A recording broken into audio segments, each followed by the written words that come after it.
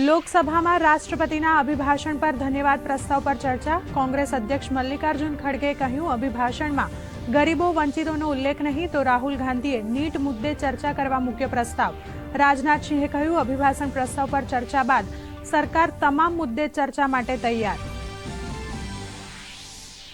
આજથી દેશની ન્યાય પ્રણાલીમાં ઐતિહાસિક ફેરબદલ। આઈપીસી, સીઆરપીસી એન્ડ એવિડન્સ એક્ટનું સ્થાન ભારતીય ન્યાય, નાગરિક સુરક્ષા સંહિતા અને સાક્ષ્ય અધિનિયમ લેશે।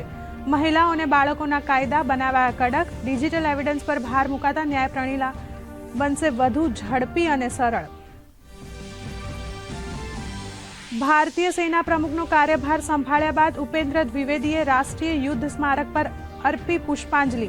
સેના પ્રમુખે કહ્યું, ભારતીય સેના તમામ ચેલેન્જ માટે તૈયાર। સેનાના આધુનિકરણ પર મૂક્યો ભાર। સેના પ્રમુખને અપાયું ગાર્ડ ઓફ ઓનર।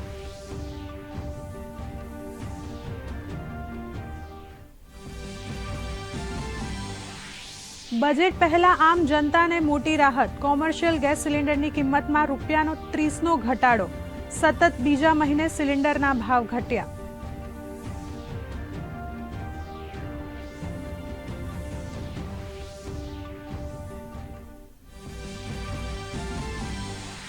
દેશના મોટા ભાગના રાજ્યોમાં પહોંચ્યું ચોમાસું। હવામાન વિભાગે અરુણાચલ પ્રદેશ સહિત ઉત્તર ભારતના કેટલાક રાજ્યોમાં પૂરની કરી આગાહી।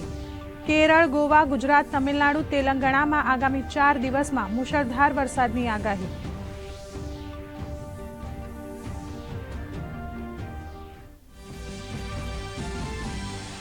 સૌરાષ્ટ્રમાં મેઘો મુશળધાર। રાજકોટના ઉપલેટા તાલુકાના લાઠ ગામમાં 12 મેઘ ખાંગા।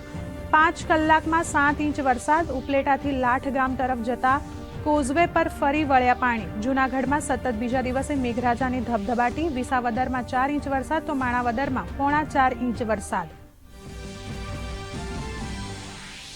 દ્વારકાના ખંભાળિયામાં 4 કલાકમાં 5.25 ઇંચ વરસાદથી જળબંબાકારની સ્થિતિ। નગરગેટ, જોધપુર ગેટ, રામનાથ, સોની બજારમાં ભરાયા કેડસમાં પાણી। વાહન ચાલકોને ભારે હાલાકી। તેલી નદીમાં આવ્યું પૂર।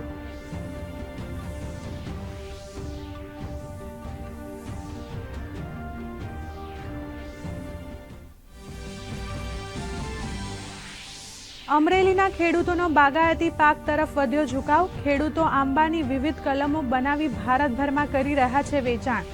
કેસર, જમ્બો, રાજાપુરી, મહુવા, જમાદાર, લંગડો સહિતની વિવિધ પ્રકારની કેરીઓના કલમો બનાવી કરી રહ્યા છે વેચાણ।